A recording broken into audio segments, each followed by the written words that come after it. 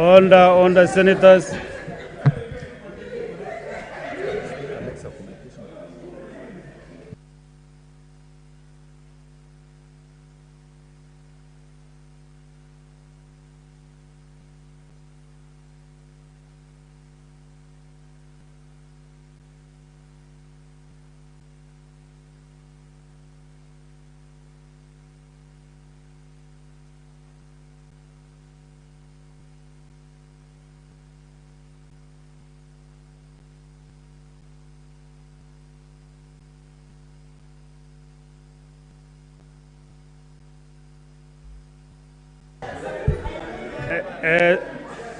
On the senators.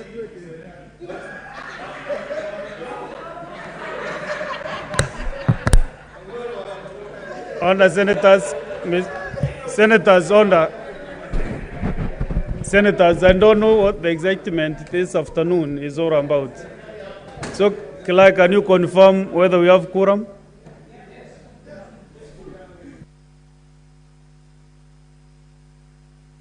Yes, okay. Read out order number 1. Let's get to business, members.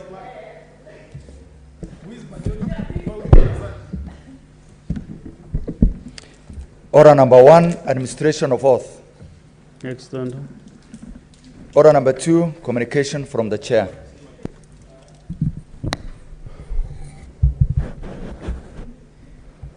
Honorable Senators, I have a communication to make. Honorable Senators, it is my pleasure and privilege to welcome you back from the recess. I believe that we have had an opportunity to spend time with your families and constituents over the Christmas and the New Year festivities. Allow me to take this opportunity to commend you for the tremendous work you did and the amount of time you put in during the third session. We must all gear up for what is projected to be an interesting fourth session. Senator Mulo, can you just have a seat next to you?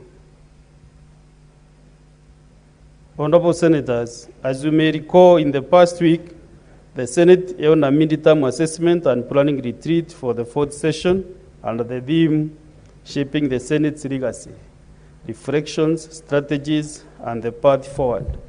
The objectives of the event were inter alia to review its performance in legislative and committee business over the past 3 sessions and identify best practices, identify challenges that have hindered effective discharge of its representative, legislative, and oversight roles, and propose solutions, strategize, and set priorities for the Senate's legislative agenda, and to strengthen teamwork, collegiality, and camaraderie in the discharge of our mandate. Have you said, Senator Asige?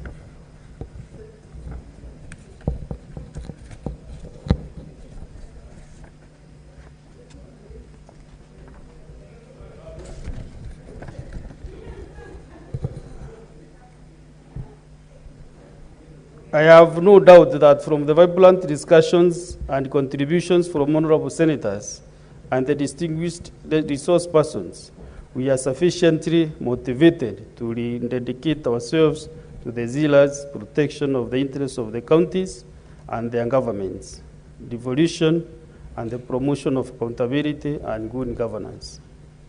From the event, the Senate made specific and measurable resolutions which need to be implemented.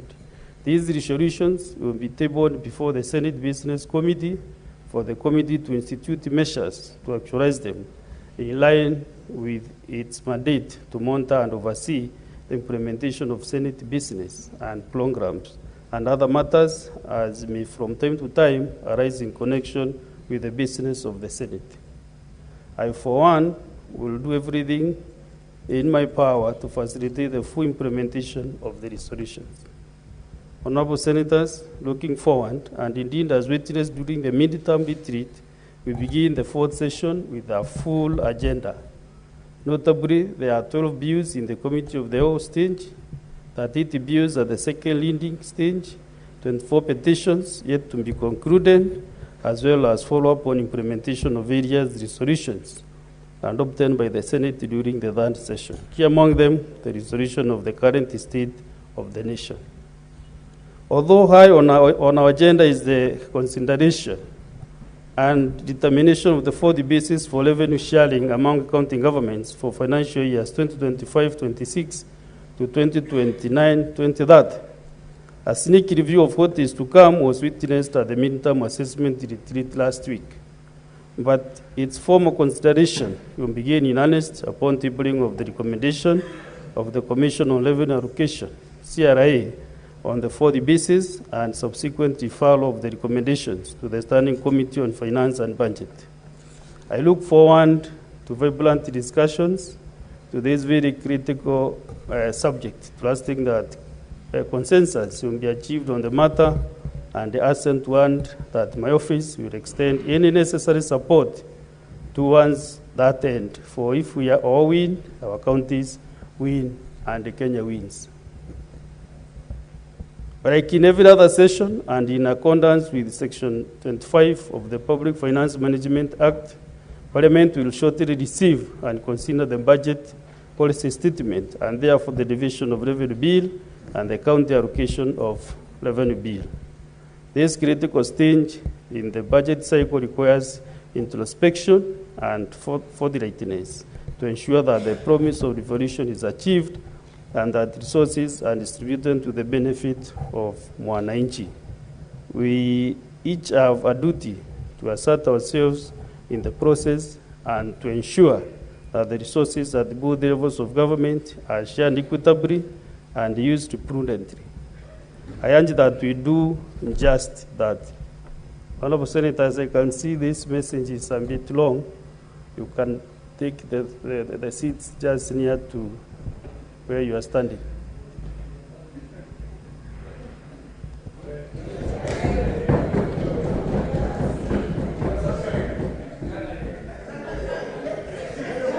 Honorable Senators, Honorable Senators, Honorable Senators.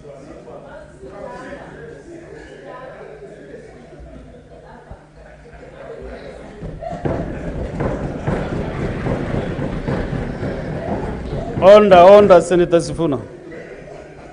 Honorable Senators, like in every other session and in accordance with Section 25 of the Public Finance Management Act, Parliament will shortly receive and consider the budget policy statement and thereafter the division of revenue bill and the counter allocation of revenue bill. This critical I have repeated due to the interruption I got from the senators who just walked in. So, Honorable Senators, as you are aware, pursuant to Standing Orders 193.4, 194.3, and 195.6, the county public accounts, the county public investments, and the special funds and the delegated legislative committees are due to be reconstituted as their terms expired. Consultations on this matter are ongoing between the majority and minority parties, after which the Senate Business Committee will present the names of senators who will be nominated to serve in the Senate committees to the Senate for approval. Honorable Senators, from their foreseen business and activities, I take this opportunity to impress upon each of us to dedicate ourselves to the execution of our constitutional mandate and to undertake the task ahead of us with utmost integrity and commitment in service to a great country.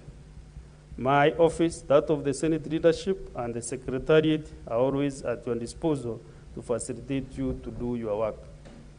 Finally, as honorable senators have noted, the only business in today's order paper is the approval of senators to serve in the Senate Business Committee. In the event that the motion is approved, the newly constituted Senate Business Committee will meet at the rise of the Senate to deliberate on and schedule the business for the rest of the week. The meeting will be held in Committee Room 4. I thank you and wish you all a fruitful session.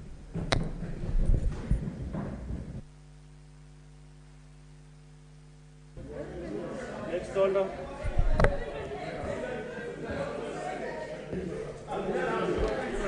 Order number 3, messages. Next order. Order number 4, petitions. Next order. Order number 5, papers. Next order. Order number 6, Order, Senators. notices of Order. motion. Senate Majority Leader, are you following the process, what is happening in the House?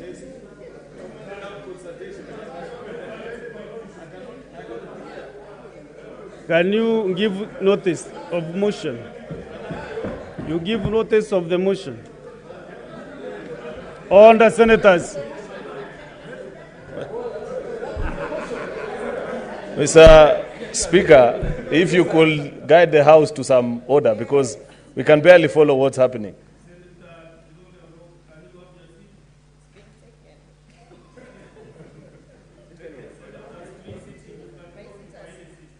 This is a broad Majority base. Leader.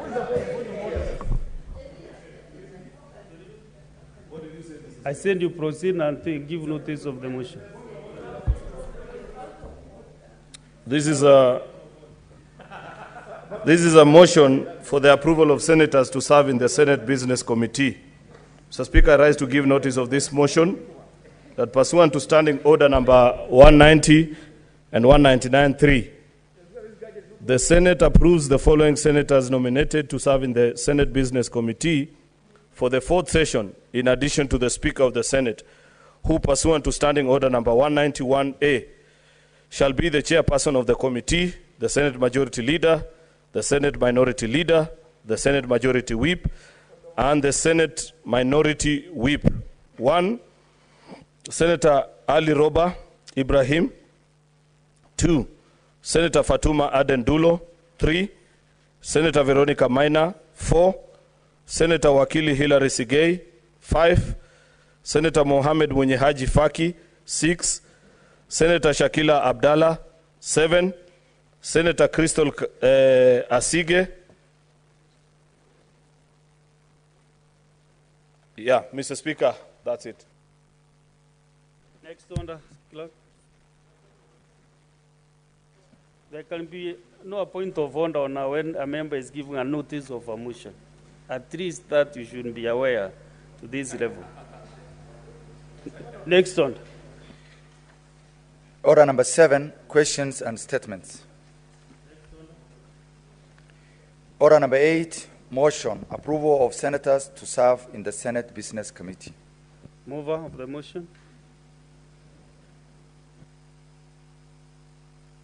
Can you now move the motion?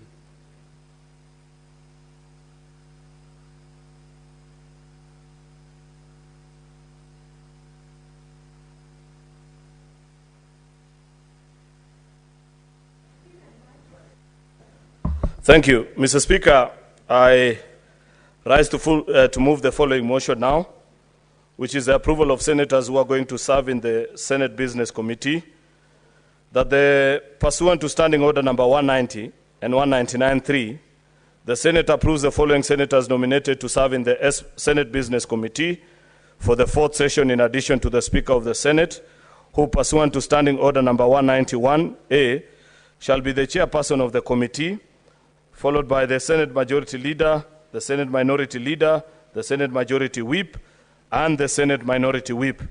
1, Senator Ali Roba